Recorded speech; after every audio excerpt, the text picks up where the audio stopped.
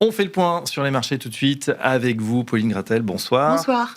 Et on démarre bien sûr avec ces indices qui continuent de vivre au rythme de la guerre au Moyen-Orient. Oui, les investisseurs restent inquiets. La guerre soulève des inquiétudes sur l'inflation, notamment avec la hausse du prix du pétrole.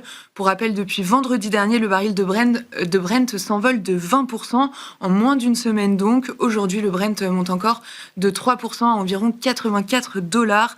Tout cela pourrait compliquer les décisions des banques centrales pour cette année. Surtout que c'est la durée du conflit qui va déterminer les conséquences économiques et que les experts n'attendent pas de désescalade avant plusieurs semaines. Comment agissent justement les indices actions dans ce contexte ? En Europe, ils évoluent en repli. En France, le CAC 40 a tenté un rebond qui s'est essoufflé dans la journée. L'indice parisien cède au final 1%, autour de 8100 points. Et c'est globalement pareil pour les autres indices en Europe.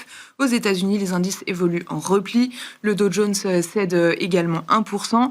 L'Asie, de son côté, a rebondi. Au Japon, le Nikkei a clôturé en hausse de 2%. Et surtout, le Kospi, qui avait plongé de 20% en 2 séances, rebondit de 10% en clôture.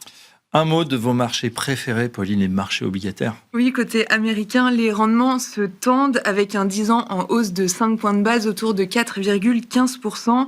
La partie très longue de la courbe grimpe également de 5 points de base pour le 20 et pour le 30 ans. En Europe, le 10 ans allemand bondit de près de 10 points de base autour de 2,85%.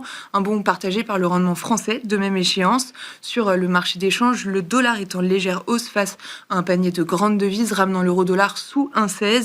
L'or et l'argent se stabilisent. Le bitcoin également au-dessus de 70 000 $. On passe à la microéconomie avec ST Microelectronics qui est en tête du CAC 40. Oui, le titre bondit jusqu'à 7% au meilleur de la séance. Le groupe franco-italien de semi-conducteurs se montre très optimiste sur son chiffre d'affaires dans le segment des data centers pour 2027.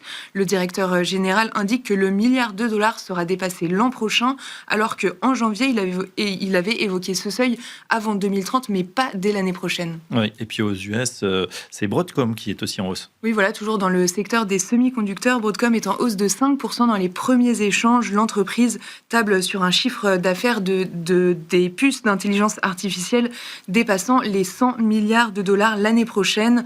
Concernant les résultats du premier trimestre de 2026, ils sont records avec un bénéfice net en hausse de plus de 30% et des revenus d'IA qui s'envolent de plus de 100%. Spectaculaire. Voilà, de l'autre côté, un mot de Nexi qui plonge au sein du stock 600. Oui, le fournisseur de paiement italien s'effondre de 20% après la présentation de perspectives pour les prochaines années jugées décevantes à l'occasion de la présentation de son nouveau plan industriel. Dans son sillage, Worldline en France décroche de 5%.